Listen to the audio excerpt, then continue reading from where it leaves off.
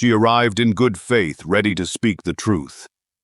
But just minutes before airtime, Karoline Leavitt was blindsided, canceled by the very network that invited her.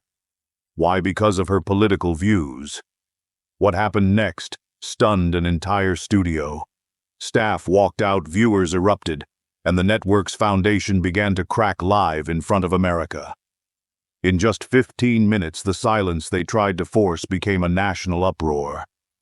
If you believe in loyalty, fairness, and freedom of speech, stay with us. This isn't just a story about Karoline. It's about what happens when the truth refuses to stay quiet. The black SUV eased to a stop outside the towering glass building in Midtown Manhattan. It was just after 6:45 a.m., the streets buzzing with early commuters, coffee carts, and the low rumble of taxis. Karoline Leavitt stepped out, heels clicking on the pavement with purpose. She adjusted her navy blazer, took a breath of cold city air, and glanced up at the network's logo above the entrance, Morning Voices. This wasn't her first time on air. As White House press secretary, she'd faced tougher rooms than this. Today's segment was supposed to be about free speech, something she'd fiercely defended from the podium and the press room alike. But this morning felt different. Personal. Maybe even redemptive. America had been watching the headlines. The network wanted a balanced view, and she had been invited to deliver just that. Karoline walked through the revolving doors, past security, and was escorted to the green room. The producer had confirmed everything 2 days earlier. 7:15 a.m. segment, 3 minutes open, 5 minutes back and forth with Grant McCallan. It was all set, until it wasn't. Just 5 minutes after her arrival, the green room door swung open. Lana Merritt, executive producer of Morning Voices, stepped in. A familiar face in media circles, professional, sharp, but right now visibly uncomfortable. Mrs. Leavitt, Lana said, trying to keep her voice even, "I'm afraid there's been a change in plans." Karoline raised an eyebrow, setting her coffee down. "What kind of change?" Lana hesitated. Her hands were clasped too tightly. "We're going to have to cancel your segment this morning." Silence. Karoline blinked once, then twice. "Excuse me, we've had an internal decision. It's not personal, just program logistics." Karoline leaned forward, voice steady but cutting. "My team confirmed this 3 weeks ago. You briefed me just 48 hours ago. And now, minutes before I go live, you're canceling. What exactly happened since Tuesday?" Lana's eyes darted to the side, looking anywhere but directly at her. "There's been some feedback. Pushback, really. From audience members. Sponsors. A few key partners expressed concerns about your presence on air." Karoline didn't flinch. "Because of my job," Lana gave a tight smile, as if trying to coat cyanide with sugar. "They didn't say it quite like that, but your recent remarks about media bias and diversity initiatives, well, some groups found them inflammatory." "In other words," Karoline said, standing, "because I represent views they don't like, I no longer have a place on your show about free speech." Lana's silence said everything. "I see," Karoline said, nodding slowly. "So much for Morning Voices. Seems you're only interested in hearing one kind." The tension in the room turned electric. Even the intern near the monitor screen stopped typing. Karoline's voice sharpened. "Let me ask you something. If it had been a liberal guest canceled for the same reason, would you be having this conversation right now?" Lana shifted uncomfortably. "This isn't about politics, Karoline." "No," she said, grabbing her phone. "It's about fear." She stepped past Lana, phone in hand. She didn't need make up a mic or a stage to speak. She had something louder, the truth, and a live stream button. Outside the studio doors, Karoline walked briskly to the lobby. A producer from another segment passed her and did a double take. Whispers already floated through the hallway. People sensed the air shift. Back in the green room, Lana stood frozen. She'd followed network orders, avoid risk, keep advertisers happy. But something told her this wouldn't fade quietly. Karoline stood near the floor-to-ceiling windows. She turned her camera on and pressed go live. Good morning, America. I was invited here today to speak on Morning Voices, about free speech unity and the future of media. But just minutes before airtime, I was told my segment was canceled. Why? Because a few people didn't like my views. Because I represent the wrong side of the political aisle. The live viewer count jumped 12, 57, 198. I wasn't asked to tone it down. I wasn't told it was too heated. I was just canceled silently behind closed doors because someone somewhere thought the risk of having me speak wasn't worth the backlash. Now over 1,000 viewers. This isn't about me. It's about what's happening to all of us, to anyone who dares to think differently, to speak up. Today, it's Karoline Leavitt. Tomorrow, it might be you. The chat exploded with comments. You've got my support, Karoline. So much for freedom of speech. #let Karoline speak now. Behind her glass-walled conference rooms filled with worried faces watching her stream. Phones buzzed. A junior staffer peeked from behind a pillar, then pulled out her own phone and started recording.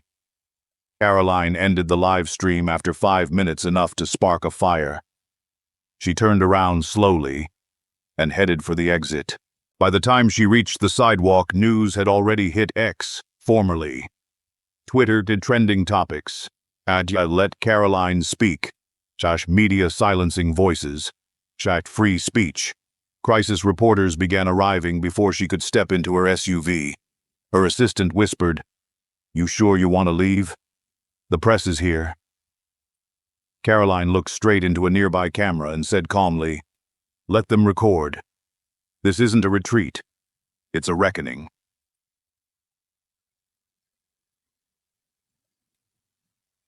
Inside the building, Lana Merritt stared at her phone, watching as thousands shared Karoline's video.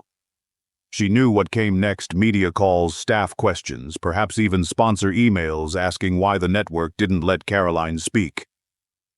She sat down slowly in the green room chair, replaying the conversation in her head. For a moment, she thought about what Karoline said. It's not about politics.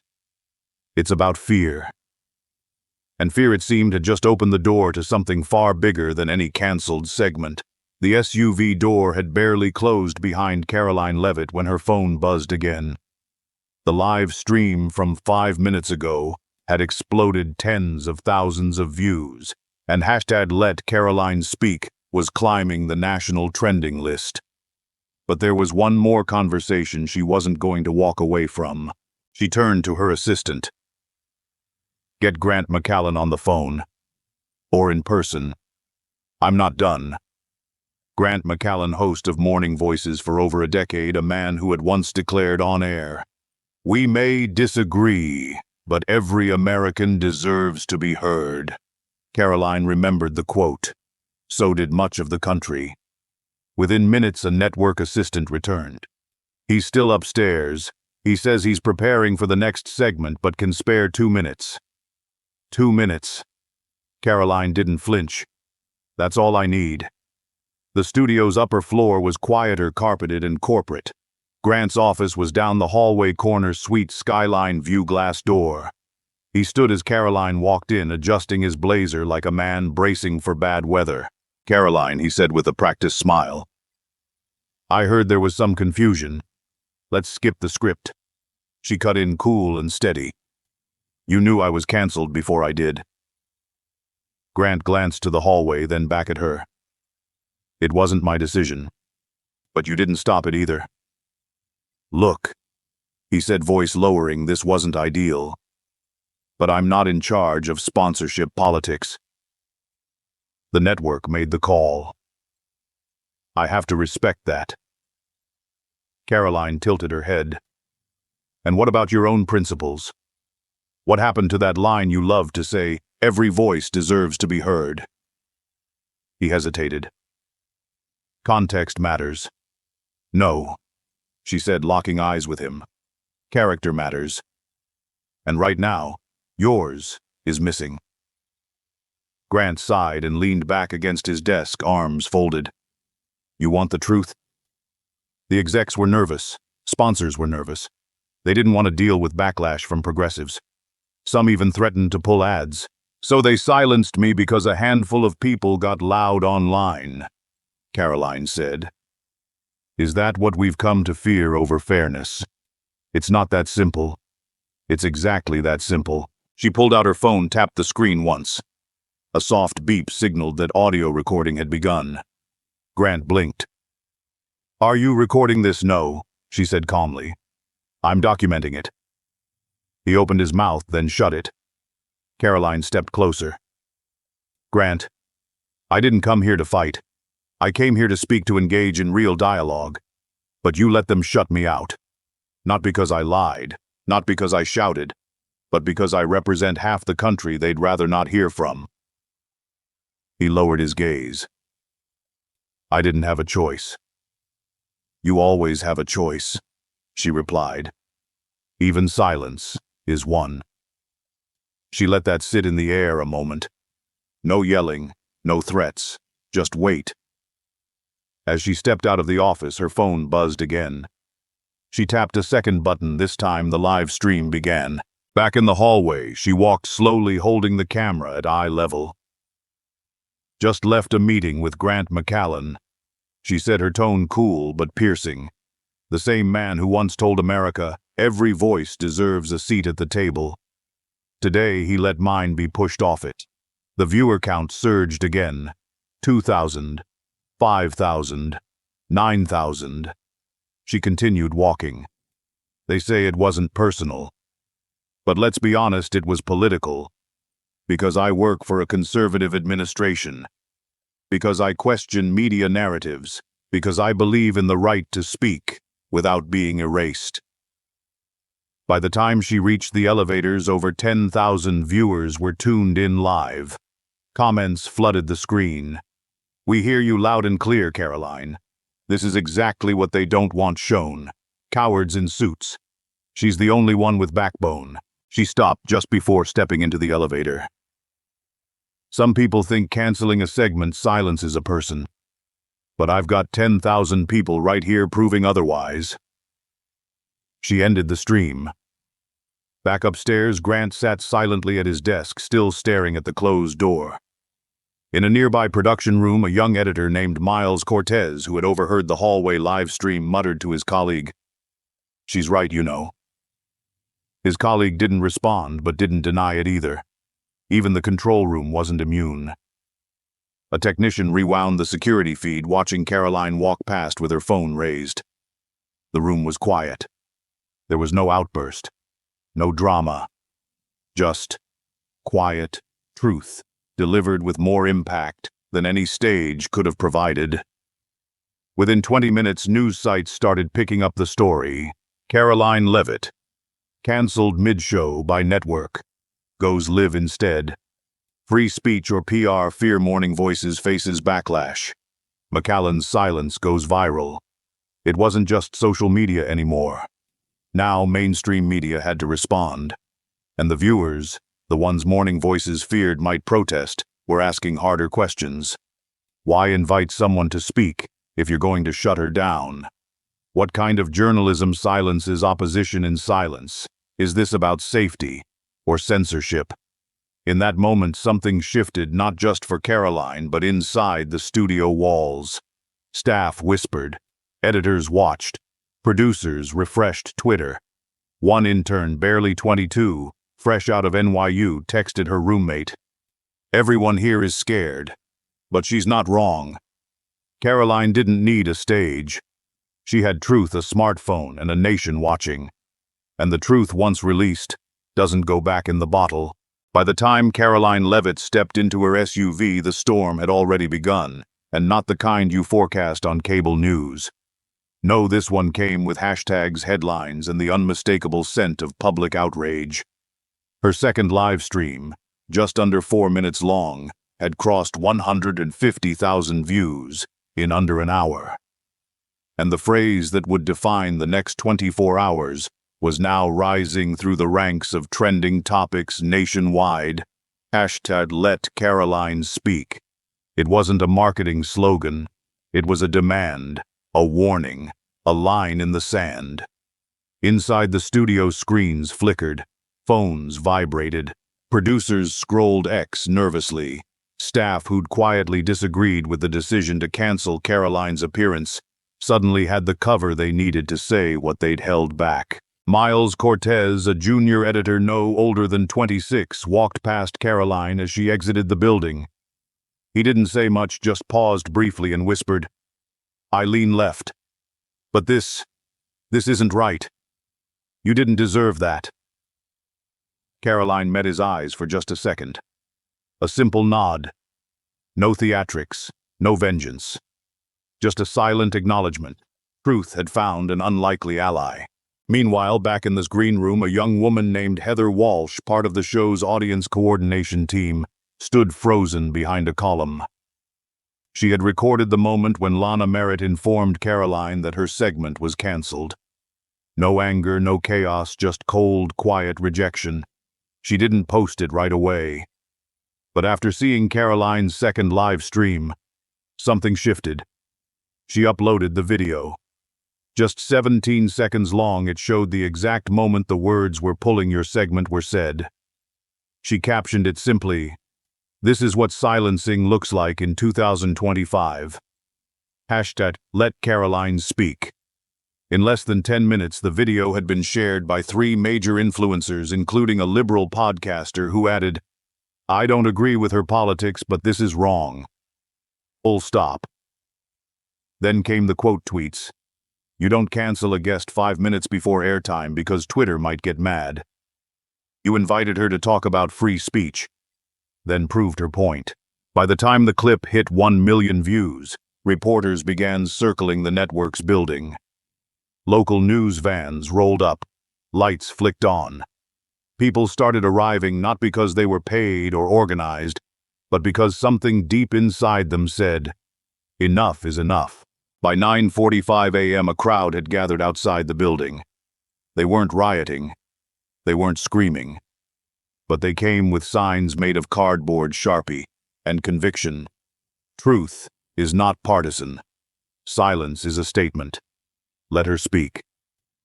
A Vietnam veteran in his 70s stood near the front with a flag draped over his shoulders.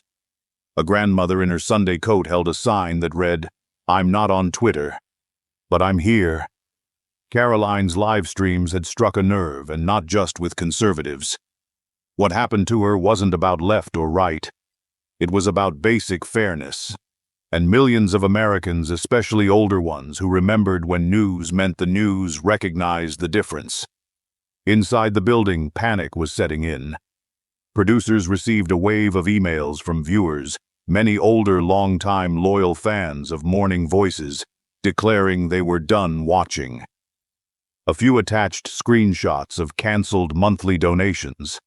Others simply wrote, "You silenced the wrong woman." She was calm. "You were cowardly. We don't tune in for curated truth."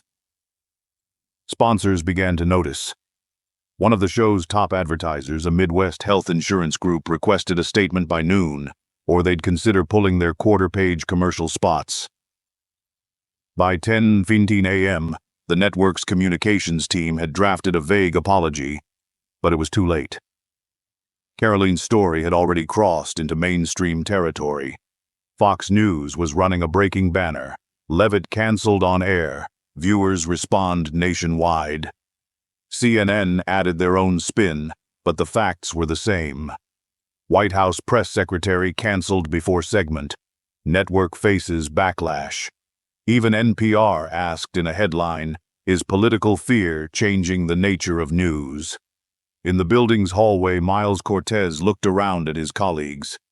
Some were quietly deleting old posts. Others looked down at their screens, avoiding eye contact. He opened his work Slack and typed a message to the editorial group. "I don't know who needs to hear this, but we just made the biggest mistake of our season. Maybe the decade." He didn't wait for approval. He hit send. Then he stood up, walked into the producer's bullpen, and said loud enough for the room to hear, "Karoline Leavitt deserved her voice today. We owe the viewers an apology, and we owe her airtime." Silence. A few heads turned. One producer nodded slightly. Another whispered, "He's right." The crack in the foundation was becoming a break. Back outside, the crowd doubled. Retired teachers, veterans, parents, students. No political banners, just handwritten signs and quiet strength. Someone started handing out pocket constitutions. A man in a Navy windbreaker walked up to a younger protester and said, "I fought for this country so folks like her could speak, even if I disagree with her." Someone else live-streamed the growing crowd. Within minutes, #truth is not partisan was trending too. Karoline sat quietly in the SUV watching from the window as more people showed up. She wasn't smiling. Not yet. This wasn't about popularity or revenge. It was about proof that truth still mattered to everyday Americans, especially the ones who had lived long enough to know when something was off. Her assistant turned to her. "We didn't plan this." Karoline shook her head. "We didn't need to." The media machine had tried to pull the plug on her, but in doing so, they'd lit a fuse. And now people were waking up to the fire. This wasn't a meltdown. It was a movement. And it had just begun. By mid-morning, the streets outside Morning Voices were flooded with quiet defiance. But inside, the cracks were no longer subtle, they were turning into visible fractures. For hours, staff had watched in silence. The cancellation of Karoline Leavitt's segment, the explosive live stream, the flood of angry emails, the #LetKarolineSpeak movement. It all had hit like a tidal wave, and now the pressure inside the building was too great to contain. The first to move was Ronnie Kim, a seasoned director who had been with the network for nearly 18 years. He was known for his calm demeanor and unshakable focus behind the control board. But today, Ronnie looked like a man done pretending. He stood up from the technical suite, yanked off his headset, and slammed it on the desk loud enough for 3 rooms to hear. "I've worked through live chaos election night meltdowns and sponsor scandals," he barked, eyes blazing. "But this is where I draw the line." Everyone froze. "I didn't sign up to direct propaganda. I signed up for journalism. If we're the kind of network that silences voices because we're scared of a tweet, then I don't belong here." He turned on his heel, walked to the break room, grabbed his jacket, and was out the door before anyone could stop him. The moment was silent, until it wasn't. Just 10 minutes later, a Slack ping echoed through the editorial bullpen. Greta Bloom, one of the network's longest-serving investigative reporters, had posted a link to her personal blog. The headline read, "I've stayed quiet too long. Journalism isn't supposed to fear the truth." Her words cut straight through the office walls. Today a guest was denied her voice, not because she lied, not because she threatened, but because her views weren't politically convenient. "I've spent 3 decades telling uncomfortable stories, and I won't be part of a network that chooses silence over substance. We are journalists, not gatekeepers for groupthink." The post spread like wildfire. By the time producers opened the link, it had already been shared by 2 rival networks and thousands of supporters across the country. Back in the guest waiting lounge, things were shifting too. Originally, it had been filled with scheduled guests and audience members waiting for tapings later in the day. Now it felt more like a town hall. People had seen Karoline's live stream. They had heard the whisperings. And then came a man in a flannel shirt, stood first, holding up his smartphone, with Karoline's video still playing. "I came here expecting journalism, but what I just saw, that was cowardice. Let her speak." Then another voice joined. A woman in her 60s shouted, "Let her speak." The chant caught like a spark in dry grass. "Let her speak. Let her speak." Security watched from the hallway but didn't move in. They weren't dealing with a violent crowd, just one that had been paying attention. Meanwhile, Lana Merritt, executive producer and the one who had delivered the now infamous cancellation, stood frozen in her office. She had just hung up with the network president, who'd asked one question: how did we underestimate this badly? She didn't have an answer. Outside her door, Miles Cortez walked by with a determined stride. He wasn't whispering anymore. He passed two colleagues and said clearly, "Ronnie, quit." Greta just lit up the newsroom. And if management doesn't fix this, we're next. By now, the national media couldn't ignore it. Every cable network had picked up the story, some supportive, others skeptical. But the headlines all said the same thing. Newsroom in revolt after Karoline Leavitt cancellation. Staffers walk out over free speech incident. The network's integrity crisis unfolds in real time. From coast to coast, Americans were tuning in not for polished sound bites or studio arguments, but for something real, raw, unedited. The people inside the machine were speaking up. At 11:45 a.m., just outside the main studio doors, a small group of staff began gathering without instruction. Editors, researchers, camera operators. No signs, no microphones, just presence. Ronnie Kim returned not to reclaim his job, but to stand with them. "We have one job," he told the growing group. "To tell the truth even when it's uncomfortable. And today we failed. Not because of one person, but because we were too afraid to push back." Someone filmed his short statement and uploaded it under the tag, #We stand with truth.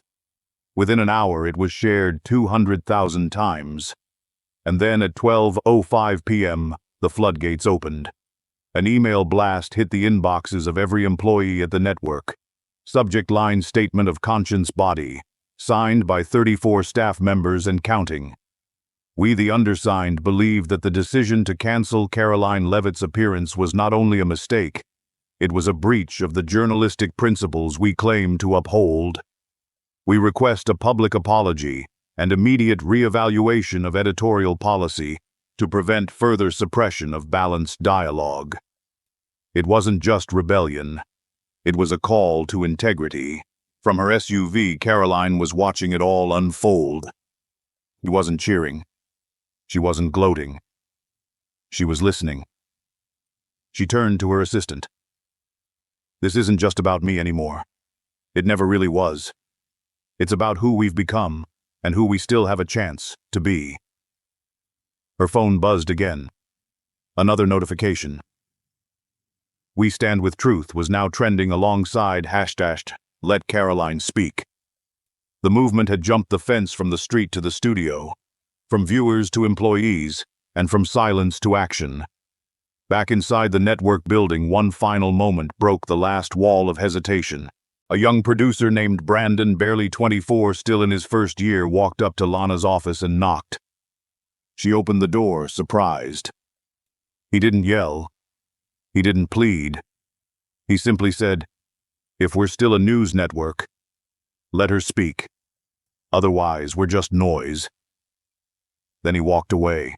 Karoline Leavitt stepped out of the studio's glass doors, flanked by her assistant. But what greeted her wasn't silence. It was a roar. The sidewalk outside Morning Voices was now packed shoulder to shoulder with supporters, media, and stunned onlookers. Homemade signs swayed in the spring wind. "Let her speak. Truth is not partisan. We stand with Karoline." What had started as one woman being silenced had become something else entirely, a national moment. And Karoline stood at the center of it, not as a politician, not even as a press secretary, but as a citizen, fighting for something every American held dear, the right to be heard. Her assistant leaned in, whispering, "This crowd's doubled since 10 a.m. Some drove here from New Jersey and Pennsylvania just to be here." Karoline didn't respond immediately. She was scanning the faces: older veterans, middle-aged parents, Gen Z students. Some wore MAGA hats. Others wore no political markers at all. but they were united by one thing: they knew censorship when they saw it. And then, stepping through the crowd like a man who didn't wait for permission, came a familiar face. Eugene Drake, the founder and owner of LibertyCast, an independent news platform known for raw reporting and unfiltered live streams. He was a veteran of the media wars. Once a network producer himself, he'd left the establishment 10 years ago to build something of his own. "Karoline," he called out over the crowd. "You're not going home yet, are you?" Karoline smiled faintly. "That depends on who's asking." "I am," he said, reaching her with a grin and firm handshake. "Eugene Drake. I built LibertyCast for exactly this reason. They shut down truth. We turn up the volume. You're welcome on my platform anytime, but I want you tonight. Prime time, unedited. You speak, America listens." Karoline raised an eyebrow. "Tonight, 8 p.m. Eastern. Full hour. No teleprompter. Just truth." Her assistant looked at her, hesitated, then nodded. "You've already won the crowd. Now take the message further." Karoline didn't blink. "I'll be there." Word spread faster than even Eugene expected. Within 30 minutes, LibertyCast's homepage featured a banner with bold text: "Tonight, 8 p.m. It Karoline speaks." What they tried to silence. The response was immediate. Subscribers surged. Text alerts were shared. Even talk radio hosts began announcing it on air. "You want the real story? Tune in to LibertyCast tonight." Karoline Leavitt's not backing down. Across the country, living rooms, retirement homes, diners, and veterans' halls turned on their smart TVs and laptops, setting reminders. Many hadn't watched a full hour of anything in years, but they weren't going to miss this. By 7:45 p.m., LibertyCast's main servers were under stress. Eugene's tech team, all four of them in a converted basement office, scrambled to keep things running. At exactly 8:00 p.m., the broadcast began. There was no fancy jingle, no spin. Just a simple frame with Karoline seated in front of the American flag, the LibertyCast logo in the corner. She looked into the camera, not with rage, not with bitterness, but with clarity. "Good evening, America. This morning I was invited to speak about free speech on a major network. 5 minutes before airtime, they canceled me silently behind closed doors because a few voices online didn't like what I stand for." She paused, letting it settle. "They didn't disprove me. They didn't debate me. They just tried to delete me. But here I am. And here you are." Within 10 minutes, over 3.4 million viewers had tuned in. Karoline spoke calmly, never raising her voice. She told the story of what happened, not just her own version, but with clips from her live stream, quotes from Greta Bloom's blog post, even a screenshot of the staff email that had since gone viral. She didn't just defend herself, she defended the right of every American to speak without fear. This isn't about Democrats or Republicans. It's about the foundation we all share: freedom of thought, freedom of conscience, and the courage to speak when others want you silent. As she spoke, viewer comments flooded in. "I haven't felt this proud of a young American in years. She's doing what the media won't. #Karoline Speaks should be a nightly show." Even critics watched, some hate-watching, others quietly reconsidering what they'd believed about her. Eugene watched from off-camera, arms crossed, nodding slowly. "She's not just a guest," he whispered to one of his producers. "She's the story." By the time the final segment closed, Karoline delivered one last line that would be replayed all over the internet by sunrise. They shut one door, but tonight America opened a bigger one. "We're not going away, we're getting louder." The screen faded to black. The numbers told the rest of the story. 6.7 million total viewers. #Karoline Speaks trending at #1 across all platforms. LibertyCast gained over 400,000 new subscribers overnight. Older Americans, especially those who'd lived through the Cold War, Vietnam, Watergate, and years of political spin, connected with Karoline's directness. She wasn't flashy. She was focused. She reminded them of something too many had forgotten. Truth doesn't need a script. As the night settled, Karoline sat quietly in Eugene's green room, sipping water. No celebration. Just resolve. Her assistant leaned in and said, "You know they're going to scramble tomorrow press releases. Spin doctors, probably some fake apology." Karoline shook her head. "They're too late. America saw what happened. You can't edit truth when the people are watching live." By sunrise the next day, the fallout had already begun, and it wasn't just brewing. It was erupting. The broadcast from Liberty Cast, Karoline Speaks, had reached over 6.7 million viewers overnight, and the country had responded not just with applause but with action. It was no longer just about Karoline being silenced. It was about what that silence represented and who had pulled the plug. Across America, people were asking the same question. If this could happen to her whose next Morning Voices, once a respected household name, was now in crisis mode. Staff had barely returned to their desks when the headlines began rolling in like thunder. New York Times, National News, or Political Filter. The ethics scandal behind Morning Voices. The Wall Street Journal. Censorship backfires. Inside the ratings. Collapse at Morning Voices, Washington Examiner sponsors. Pullout after Karoline Leavitt. Silencing viewers. Follow what hit hardest wasn't the criticism, it was who it came from. These weren't fringe blogs. These were America's most prominent media outlets, left, right, and center, all sounding the alarm on the same issue: trust.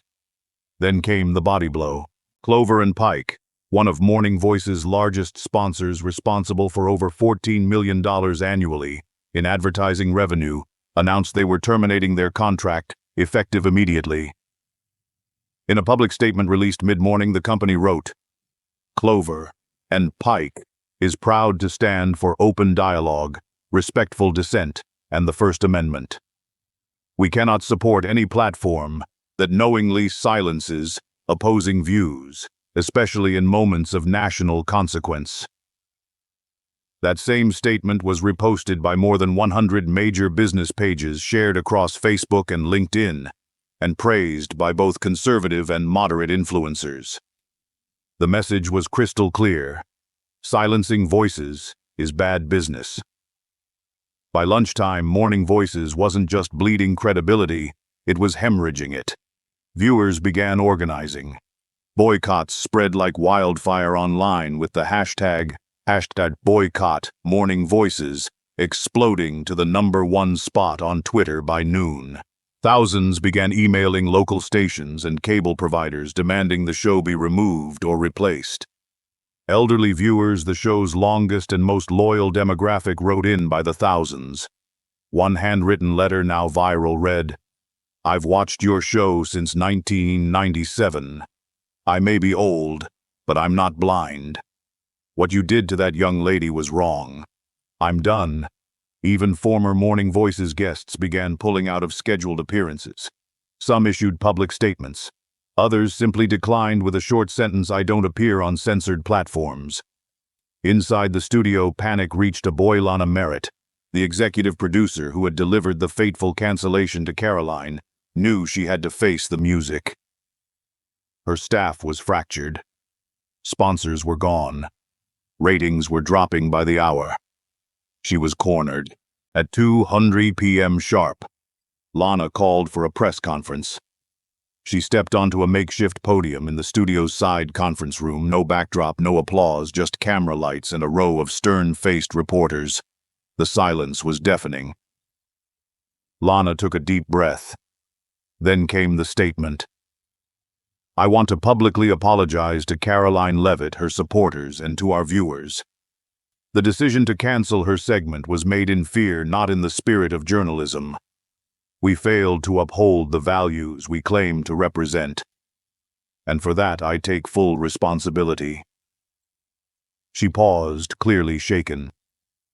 Morning Voices was built on dialogue, and we lost sight of that. We're working to repair the trust we've broken, and that begins with transparency.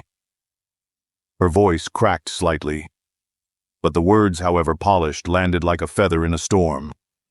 The reporters weren't buying it. Neither was the public. Within minutes, the backlash resumed, stronger than before. Social media replies poured in. "You're sorry because you got caught." She asked to speak. You slammed the door. "We're not coming back." The apology means nothing until you invite her back and give her the hour you stole. Even network anchors from competing shows chimed in. If Morning Voices wants redemption, they'd better start with an uncensored public conversation, not press releases. But Karoline had already moved on. That same evening, Karoline returned to LibertyCast for a follow-up stream. This one wasn't scheduled. It wasn't polished, and it wasn't necessary, at least not for her career. But she knew it was necessary for America. Sitting in the same simple chair, she spoke again. "I appreciate the apology from Morning Voices. But this isn't about me getting airtime anymore. This is about what kind of country we want to be. One where dissent is shut down, or one where truth is allowed to breathe, even when it's uncomfortable." She looked into the lens, unwavering. To those of you who raised your voices, wrote emails, stood outside that studio, or just sat quietly and said, "This isn't right." Thank you. This wasn't my victory. It was ours. That single clip, just 90 seconds long, would be replayed over 12 million times in the following days. Back at Morning Voices, the atmosphere turned ice cold. Lana Merritt's apology had not restored trust. It had only confirmed the network's failure. Staff morale was collapsing. Anchors were looking for exit plans. Internal discussions about rebranding or even canceling the show altogether were already underway. One executive was overheard in the elevator saying, "It took 48 hours to undo 20 years of trust." And he wasn't wrong. The next day, New York Times ran another headline, "National News or Modern-Day Censorship, the Fall of Morning Voices." And beneath it, a quote from an anonymous senior producer read, "We didn't just silence Karoline, we silenced ourselves. And now we're paying the price." It had been 7 days since Karoline Leavitt was told she wouldn't be allowed to speak. 7 days since a quiet cancellation in a Manhattan studio sparked a nationwide outcry. 7 days since a live stream, a hashtag, and a crowd of strangers proved that truth didn't need permission to be heard.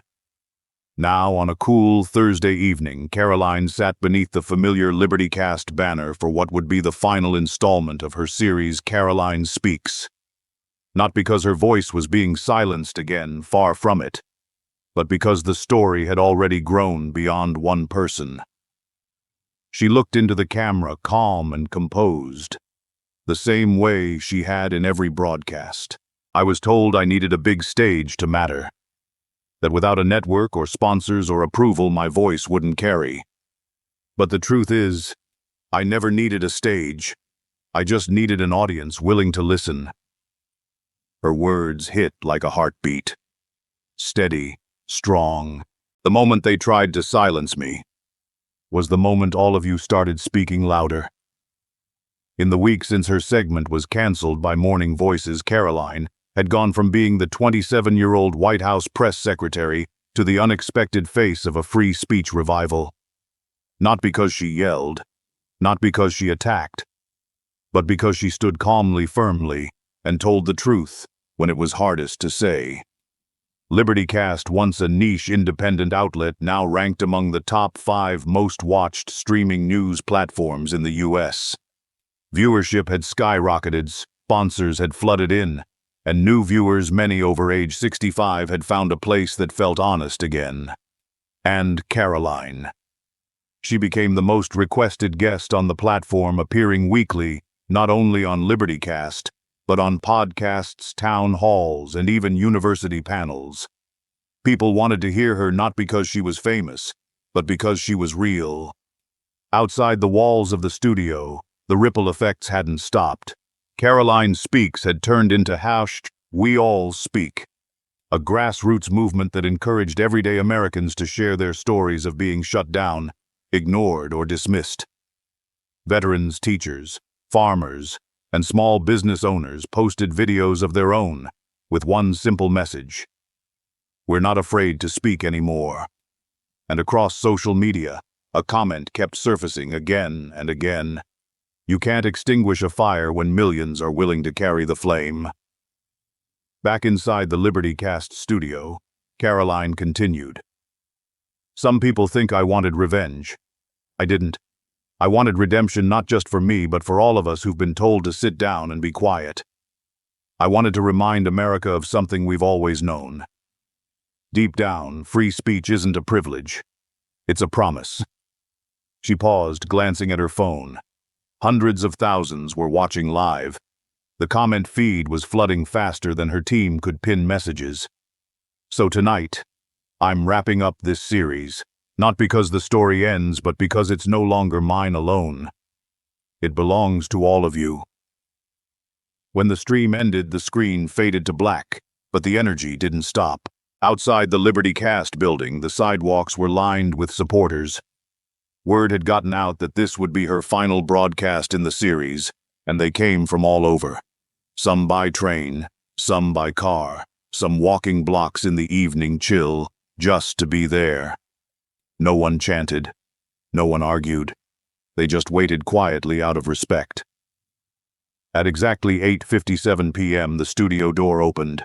Karoline stepped out dressed in a simple coat, her hair pulled back, a soft expression on her face. As she walked down the steps, the crowd didn't scream. They clapped. Dozens of hands came together, then hundreds. A wave of respectful applause echoed down both ends of the block. Not for celebrity, not for showmanship, but for integrity. One man in his 70s stepped forward slightly, hand over his heart. A woman in her 60s wiped away a tear. A young couple held up a hand-drawn sign: "You spoke for all of us." Karoline stopped at the edge of the crowd, looked out, and gave a small wave, just enough to acknowledge their presence. Then she said softly but clearly, "Thank you for listening." And the crowd erupted again, not with noise but with pride. The final footage of the night, the last 30 seconds of the video posted to Liberty Cast's social feed, showed Karoline walking calmly down the sidewalk, surrounded not by bodyguards or press, but by everyday Americans. The caption read, "She didn't just speak. She reminded us we could too." In the days that followed, Morning Voices saw its viewership cut in half. Karoline never once returned to confront them. She didn't need to. She had already won. What started as a quiet cancellation became a cultural correction. What began with one young woman being told to stay silent ended with millions speaking louder than ever. And while Karoline never asked to become a symbol, she became one anyway. Not because she shouted, but because she stood.